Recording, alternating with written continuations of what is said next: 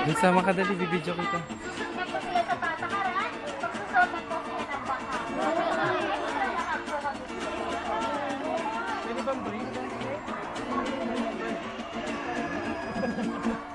Okay, so let's give it a big round. And now, it seems to be foreign. The conscious skills of dog is athletic and courageous when it comes to agility and flexibility. Okay, so that is the highlights of their monkey dance. Okay, so let's give it a big round.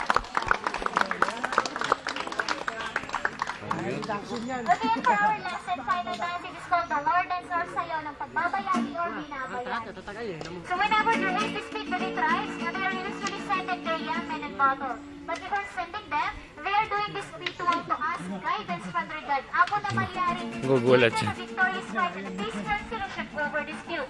And they do believe that the best dancer will be the best warrior and fighter for their tribe.